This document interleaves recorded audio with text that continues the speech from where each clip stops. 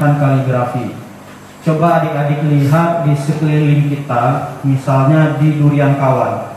Itu di masjid utama Durian Kawan itu ada bangunan masjid tua. Jika kita lihat umurnya itu sudah melebihi 50 tahun. Tentu di situ dulunya ada aktivitas keagamaan, ada aktivitas musyawarah yang dilakukan oleh masyarakat. Jika kita masuk ke dalam, itu tiang-tiangnya semua memiliki ukiran kaligrafi. Nah, oleh karena itu maka kaligrafi ini tidak bisa dipisahkan dengan identitas kita, tidak bisa dipisahkan dari kebudayaan kita. Nah, melalui kegiatan ini adik-adik merasa peduli terhadap cagar budaya yang ada di daerah adik-adik masing untuk dilestarikan, untuk dijaga. Bisa disampaikan kepada orang-orang tua kita, ayah, bapak, usahakan masjid tua kita itu jangan dirobohkan karena mau dibangun masjid baru, karena itu adalah bukti sejarah bagi kita. Mungkin di daerah lain juga masih ada, misalnya di Pulau Kambing itu juga ada ukiran kaligrafi terletak pada tiang-tiang masjid. Itu bagian daripada cagar budaya kita. Tidak hanya masjid, nisan-nisan peninggalan Kesultanan Aceh itu sangat banyak memiliki ukiran kaligrafi, dan itu perlu kita lestarikan. Jangan sampai nanti di daerah kita karena sudah kekurangan tanah, akhirnya di atas makam-makam nisan para pendahulu kita bangun rumah. Itu hindari. Disinilah peran adik-adik untuk terlibat melestarikan cagar budaya kita. Jika kita lihat di Banda Aceh itu sangat banyak peninggalan makam-makam masa Kesultanan Aceh sudah dibangun di atasnya rumah-rumah, warung kopi, hotel, dan sebagainya. Jangan sampai di daerah kita Kuraya itu juga sama seperti itu. Nah, di Trumon itu juga ada makam raja-raja Trumon. Adik-adik bisa berkunjung ke sana, itu juga ada ukiran-ukiran kaligrafi peninggalan nenek moyang kita. Nah, itulah kaitan kenapa kita melatih adik-adik agar cinta kaligrafi, cinta cagar budaya yang memiliki ukiran kaligrafi. Nah, izin saya tanya adik-adik, gimana sepakat kita melindungi cagar budaya kita yang ada kaligrafinya? Sepakat? Alhamdulillah. Nah, ini juga nanti kami berharap kepada ibu-ibu dan guru setiap pembelajaran mohon kiranya untuk dikaitkan materinya dengan kearifan lokal kita. Itu saja yang dapat kami sampaikan. Mohon maaf jika ada kata yang salah, dan ini adalah hari terakhir Ibu di sini dengan jumlah total seluruh peserta 150. Setiap satu satuan pendidikan itu kita libatkan 30 orang peserta. Dan terakhir kami akhiri, assalamualaikum warahmatullahi wabarakatuh. Waalaikumsalam warahmatullahi wabarakatuh. Selanjutnya sambutan dari kepala sekolah atau yang mewakili Ibu Wakil Kepala Sekolah. Kepada beliau tempat dan waktu kami persilakan.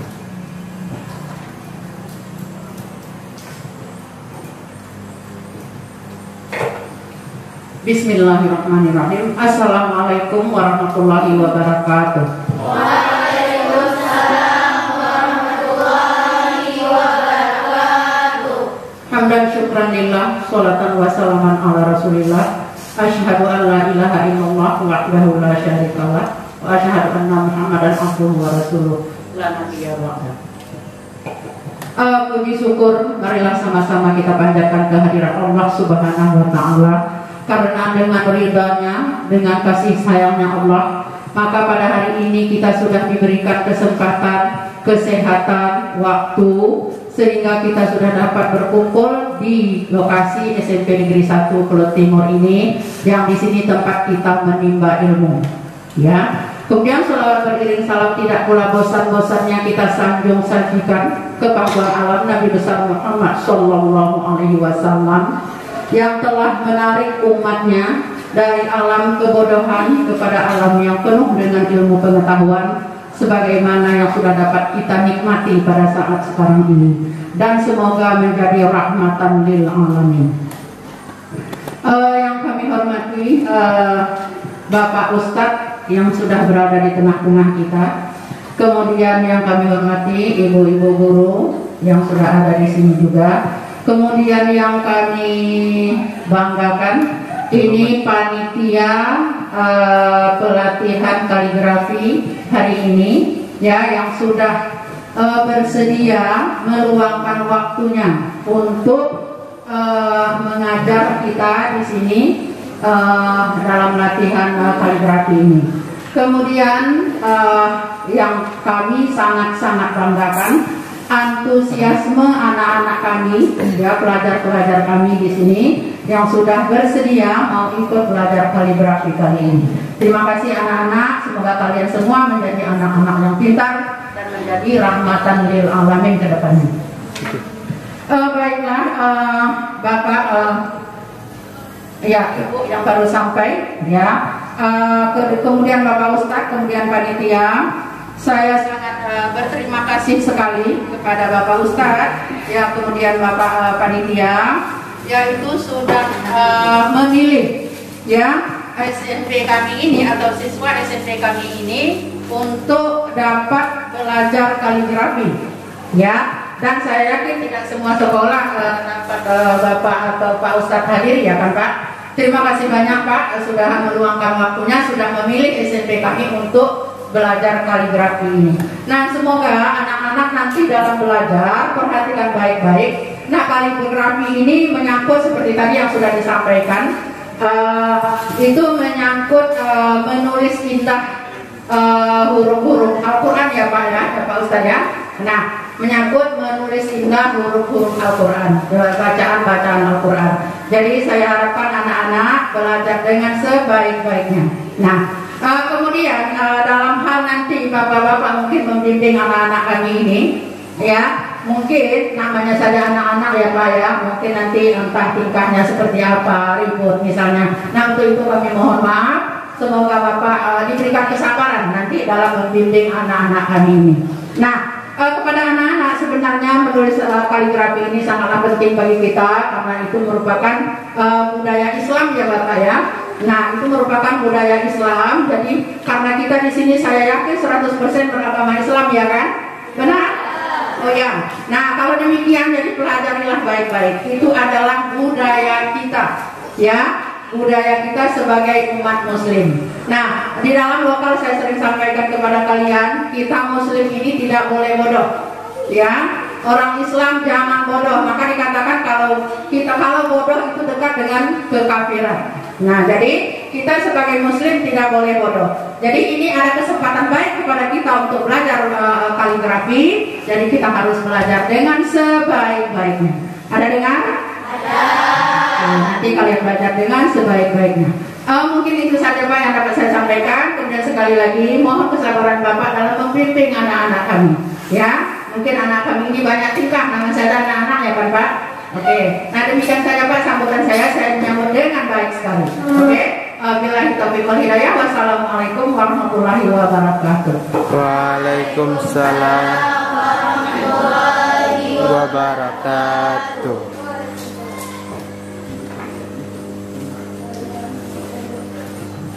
Oke, terima kasih kepada Ibu yang sudah menyampaikan sambutannya.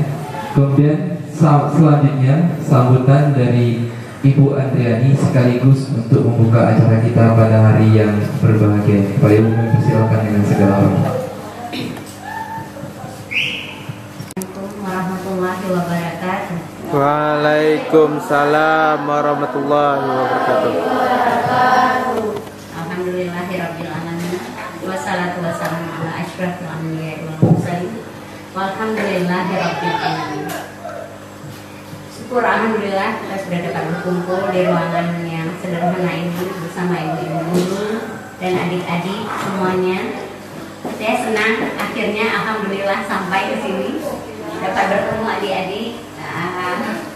Ya walaupun dengan sedikit perjuangan kami sampai ke sini Ibu, ya, mohon maaf atas keterlambatannya, ya. Alhamdulillah kita sudah dapat berkumpul dalam keadaan sehat di ruangan yang sederhana, tapi mudah-mudahan insya Allah penuh berkah. Salawat beriring salam, tak henti-hentinya, tak jemu-jemunya, kita haturkan kehadiran Nabi Muhammad SAW, keluarganya dan para sahabatnya juga para pengikutnya. Semoga insya Allah kita semua mendapatkan syafaat beliau kelak di akhirat. Amin ya rabbal alamin. Gimana kabarnya adik-adik semua? Semangat ya? Alhamdulillah sehat ya? Nah, salam sehat ya semua ya. Jangan lupa pakai masker, mencuci tangan, menjaga jarak itu tetap. Nah, walaupun dalam keadaan begini kita harus tetap semangat belajar ya Ibu ya. Nah, semangat belajarnya nggak boleh kendor. Begitu juga semangat pakai maskernya. Ibu nggak pakai dulu karena kita di ruangan yang terbatas. Kemudian kita menjaga jarak. Insya Allah kita semua sehat. Karena apabila Ibu pakai masker, nanti apa yang Ibu bicarakan agak kurang jelas. Boleh ya Bu ya? Nah, karena saya yakin di antara kita semua ini sehat semuanya insya Allah ya. Kemudian hari dilestarikan keberadaannya karena memiliki nilai penting bagi sejarah, ilmu pengetahuan, pendidikan, agama, dan kebudayaan melalui proses penetapan. Jadi sudah ditetapkan oleh pemerintah bahwa situs A adalah sesuatu yang harus dilestarikan atau dilindungi, begitu ya Ibu ya. Contohnya kalau di dekat kampung kita sini pernah ya mungkin ke makam Rajulelu, ya mungkin pernah ya. Atau mungkin pernah ke Masjid Gampung Sapi, Masjid ya Pulau Kambing ya. Pulau Kambing ya. Udah pernah pergi? Nah, di situ ada kaligrafinya juga, ya kan? Nah, kalau adik-adik pernah ke sana mungkin tahu ya. Tapi sebaiknya memang Ibu sesekali adik-adik ini diajak untuk namanya kalau sekarang itu wisata heritage, wisata sejarah gitu ya.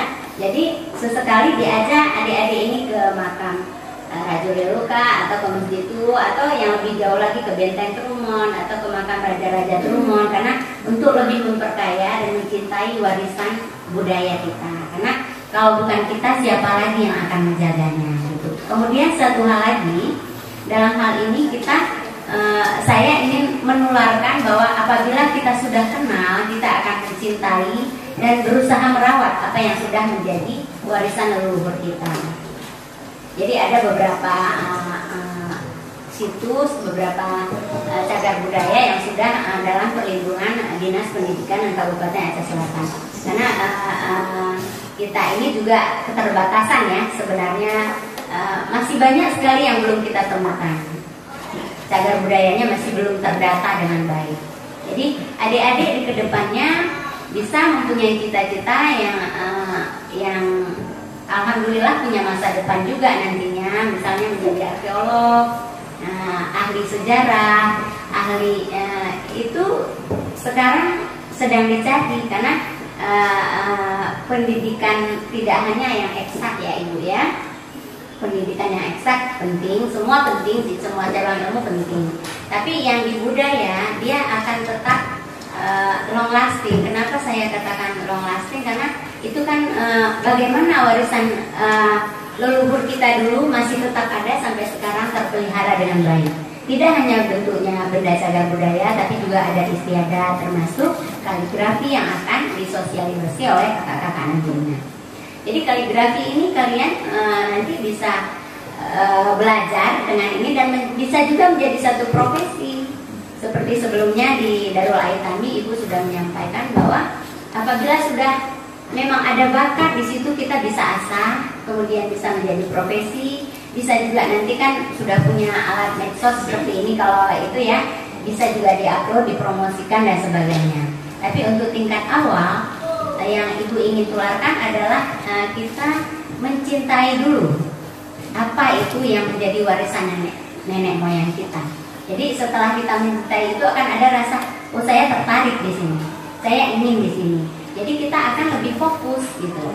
Nah, tidak selamanya oh saya nanti menjadi menjadi cita-citanya menjadi direktur apa, itu tidak buruk juga, tidak ini ya.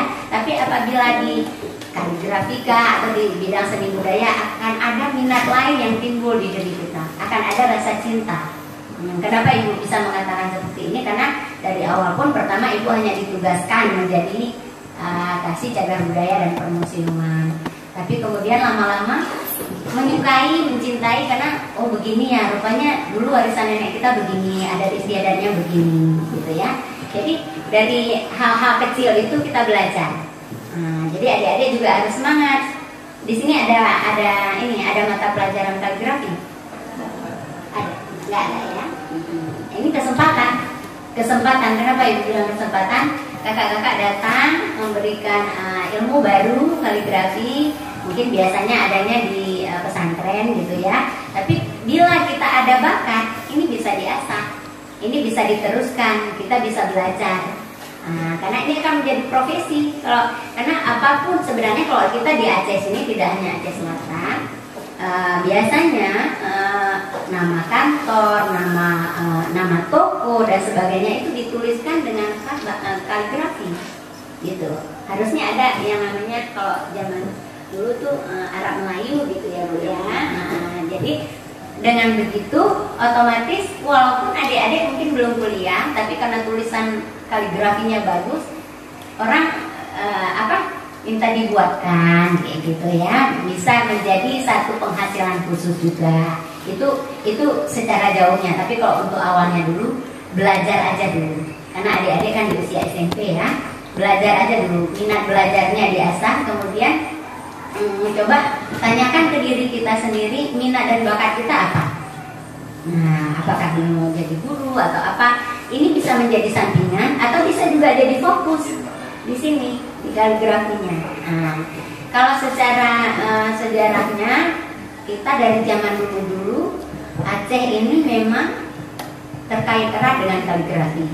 Dari raja-raja awal dulu kita ya, dari Sultan Iskandar Muda dan seterusnya itu sudah punya ini kaligrafi. Karena kenapa Ibu bisa bicara demikian, karena memang sudah pergi ya ke museum, pernah pergi ke museum Banda Aceh, museum Aceh udah pernah adik-adik. Nah itu satu kali pernah ada pameran nisan se-Asia Tenggara itu. Jadi nisan itu bagus-bagus sekali Ibu, semuanya ditulis dengan kaligrafi. Dan untuk adik-adik ketahui bahwa kaligrafi Aceh itu sangat terkenal halus dan bagus. Jadi pada zaman dulu masih kita belum seperti ini canggihnya, naik pesawat dan sebagainya. Batu nisan orang Turki itu, orang-orang terkemuka Turki, raja atau orang-orang kaya dan bangsawan lainnya, pesannya ke orang Aceh untuk menuliskannya itu. Jadi saya dapat itu, tahu itu juga dari pameran itu, pameran se-Asia Tenggara itu. Jadi alangkah bangganya kita apabila yang dulu nenek-nenek kita itu tulisannya aja dipesan sampai ke luar negeri, apalagi sekarang yang sudah lebih canggih kan, yang kita bisa promosi kemana-mana gitu. Mungkin adik-adik bisa tahu juga, mungkin daerah Jawa, di daerah Bali, ukiran, lukisan mereka tuh dijual dengan mahal. Tapi kita nggak perlulah ke situ. Alangkah lebih baiknya kita mengasah bakat kaligrafi yang hubungannya dalam dengan Islam. Jadi dari sekarang adik-adik udah boleh, maksudnya mengasah bakat dan minatnya. Siapa tahu walaupun di sekolah umum, ya kan, walaupun di sekolah umum, ya tidak memungkiri kita ada bakat tersembunyi, atau bakat menulis tentang sejarah, menulis tentang adat budaya. Karena bicara dengan cagar budaya itu dia tidak hanya benda Ibu, tidak hanya benda di cagar budaya, dia juga ada adat istiadat, ada tarian, ada masakan, kuliner. Itu kan sering sekarang tuh ya, baru juga kemarin kita mengadakan di kebudayaan ini lomba kuliner ya, itu masakan yang sudah lama sekali tidak muncul ke permukaan. Iya, tujuan kita adalah untuk jangan itu punah dan tidak dikenal Ibu. Ya, jadi supaya kita tahu, mungkin ada rabe, kalau kita di sini rabe mungkin ya.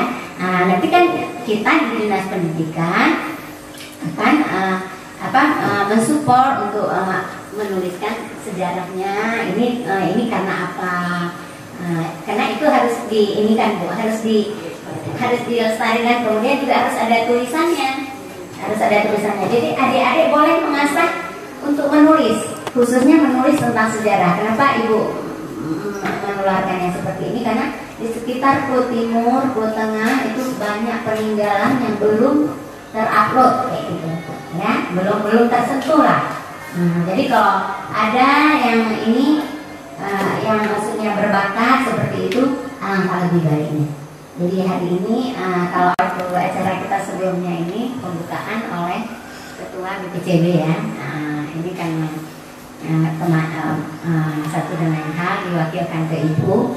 Jadi dengan mengucapkan Bismillahirrahmanirrahim, semoga acara sosialisasi kaligrafi hari ini berjalan lancar, baik dan penuh berkah.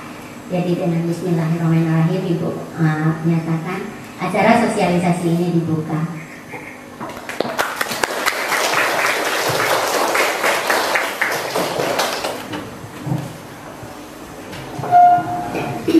Terima kasih kami ucapkan kepada Ibu yang sudah menyampaikan. Hari ini sampai jam berapa?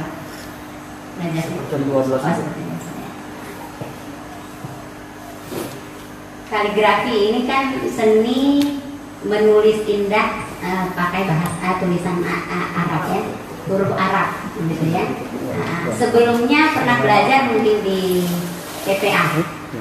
Ada ya? Kan nggak mengaji aja kan? Ada belajar kaligrafi itu kan? Oh iya, itulah. Tapi walaupun demikian, yang memang biasanya anak-anak perempuan banyak yang tulisannya bagus biasanya, tapi tidak menutup kemungkinan untuk anak laki-laki. Seperti Ibu bilang tadi, setiap cabang ilmu akan membawa kita untuk menjadi lebih baik ke depannya kalau kita sungguh-sungguh ya. Jadi adik-adik yang semangat belajar hari ini, mudah-mudahan ilmu yang akan diberikan oleh dua ustadz ini, Ustadz Rizky dan Ustadz Taufik ya. Ya, nanti mudah-mudahan dapat adik-adik serap, dapat menjadi satu ilmu baru yang menjadi tambahan ilmu-ilmu sebelumnya. Selain dari itu, Ibu secara khusus tidak bicara tentang kaligrafi. Kaligrafi hanya Ibu bicarakan karena bukan Ibu narasumber kaligrafi ya. Ibu hanya akan mengenalkan bagaimana kita belajar dan mencintai budaya kita sendiri, baik itu tariannya, bahasanya, kemudian kulinernya. Kuliner itu masakan ya. Kemudian ada juga benda-benda cagar budayanya. Jadi benda cagar budaya tidak hanya kuburan atau makam-makam yang umurnya lebih dari 50 tahun gitu ya. Ada juga mungkin seperti rumah rungkung. Udah pernah adik-adik ke rumah rungkung? Atau ke rumah Aceh, di Banda Aceh? Jadi begitu kita melihat, kita akan terbayang, oh zaman dulu rumahnya seperti ini ya gitu. Oh zaman dulu kehidupannya seperti ini, padinya harus ditunggu. Dulu di rumah rungku itu ada penunggu padi di bawah, tapi karena sudah di bawah banjir, makanya kita juga sekarang sedang mengusahakan pendanaan supaya dapat direnov ya, karena supaya adik-adik dapat melihat bagaimana rumah rungku dari awal dibuat sama persis seperti sekarang. Itu tujuan kita adalah bahwa setelah ratusan tahun yang lalu nenek-nenek kita membangun rumah itu dengan gotong royong, adik-adik beruntung masih bisa melihat, masih tahu bagaimana ukirannya, bagaimana corak khasnya daerah Klut.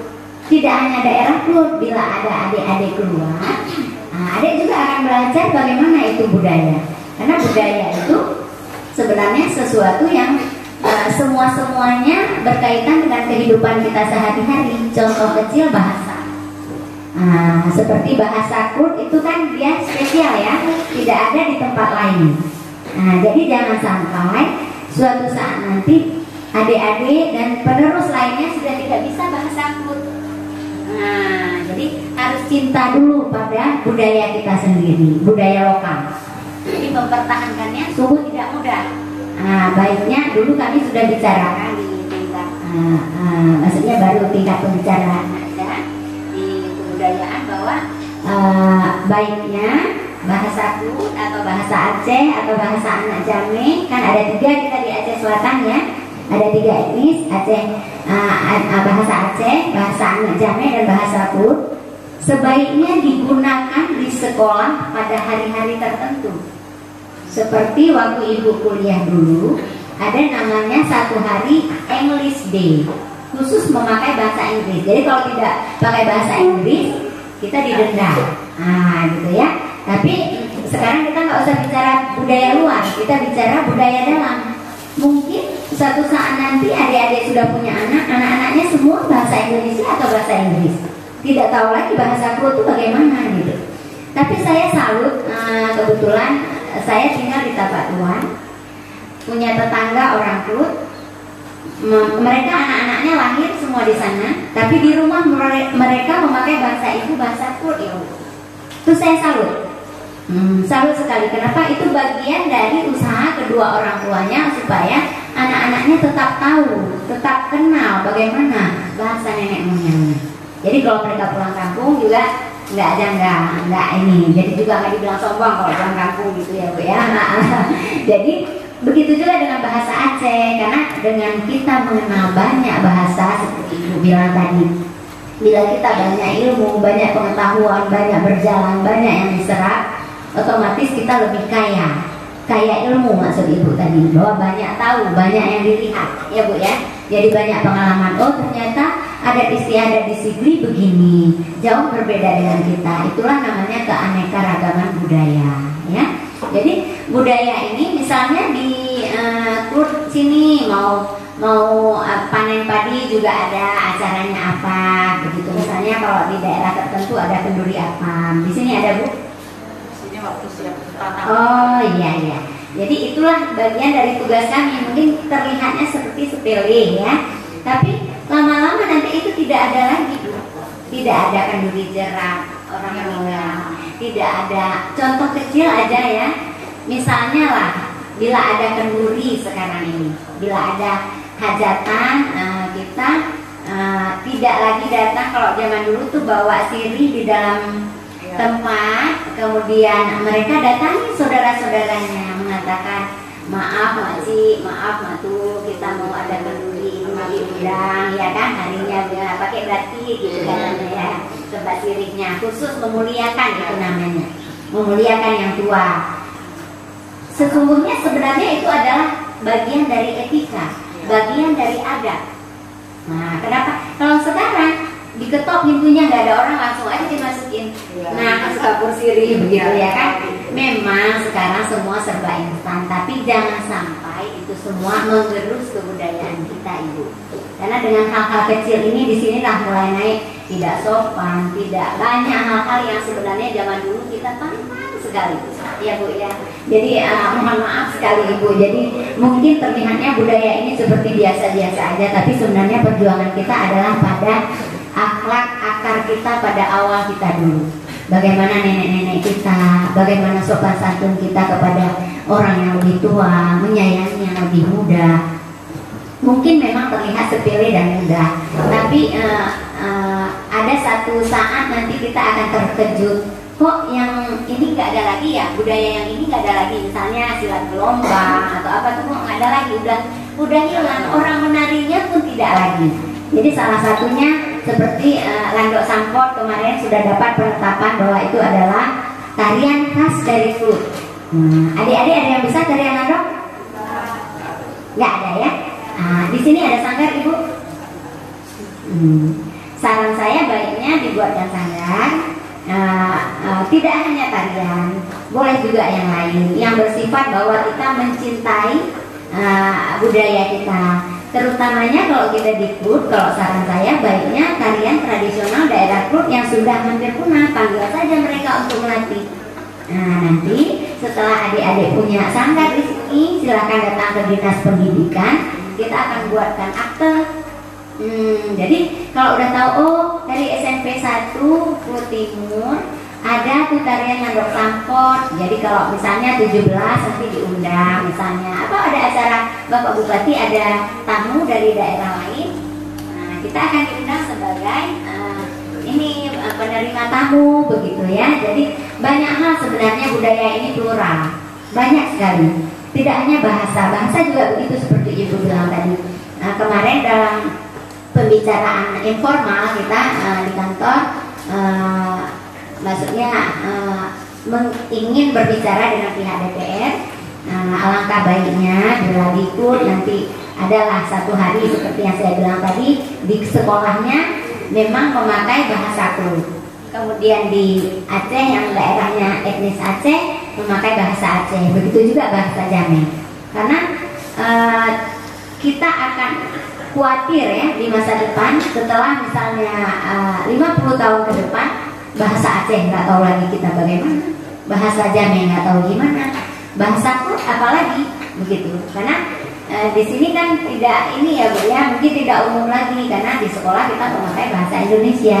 Jadi sebenarnya ini adalah bagian dari ikhtiar dan usaha kita agar budaya ini tetap walaupun tidak sama seperti awalnya, setidaknya masih ada. Nah, itu PR kita semua, bukan PR ibu yang kerja di budaya aja, tapi PR adik-adik juga bahwa bagaimana adik-adik nanti setelah kuliah di Banda Aceh masih canggih bahasa Kutnya. Nah, dengan teman-temannya masih bahasa Kut. Kalau ada teman-teman tanya, itu bahasa apa? Ini bahasa daerah kami. Jadi nggak usah malu. Nggak perlu malu karena sebenarnya budaya dari daerah tertentu menunjukkan identity, menunjukkan identitas kita dari mana. Oh, dia bilang dari kampung, nggak perlu malu, nggak perlu khawatir. Kita tunjukkan prestasi kita, walaupun kita dari Klut, ternyata kita juara di pidato bahasa Arab, misalnya juara di kaligrafi, juara di banyak hal lain yang kita kalahkan orang dengan prestasi. Nah, jadi karena dibilang dari UDI, dari kampung, nggak usah malu, karena mereka juga sesungguhnya dari sana gitu. Cuman kadang-kadang anak sekarang ini ingin terlihat ke kota-kotaan. Itulah yang menggerus budaya kita. Itu yang menggerus budaya kita. Nah, terserah, karena ini juga ujian Ibu, ini ujian. Adik-adik semua ini ujian. Jadi kalau adik-adik mau pintar, di sini banyak ilmunya. Tapi kalau mau bodoh dan jahat sekalipun, di sini juga banyak cabarannya, ya. Jadi pintar-pintarlah memanfaatkan waktu, apalagi sekarang sekolah adik-adik full ya, Bu, full ya, alhamdulillah. Bersyukurlah kalian full semuanya, full day sekolah. Tapi kalau di tempat-tempat lain ada yang shift bergiliran, hari ini sekolah, besok enggak. Jadi otomatis kalau menurut hemat Ibu itu serapan ilmunya kan sedikit. Ya kan? Nah, jadi alhamdulillah di kita di sini aman, sehat. Pokoknya jaga aja kesehatan. Nah, jadi kesempatan adik-adik lebih banyak dibandingkan orang di kota yang cobaannya lebih besar. Karena orangnya lebih ramai, lebih banyak, begitu ya. Jadi pandemi Covid-nya juga lebih mudah tertular gitu. Jadi kalau di sini belajarnya bisa lebih rileks juga. Nah, mudah-mudahan adik-adik semua bisa menyerap pelajaran dengan baik. Sekarang kalau ada pertanyaan tentang budaya atau apapun yang berkaitan dengan budaya, boleh ditanyakan. Demikian, terima kasih.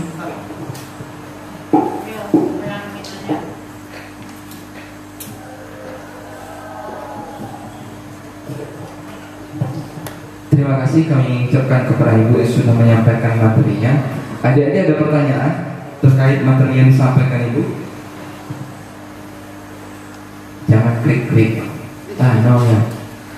Nggak usah malu, santai aja. Santai aja. Ini kalau nggak mau bertanya saya tunjuk harus bertanya.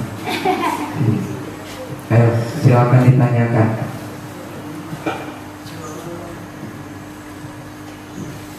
Ayo tanyakan biar dapat jawaban.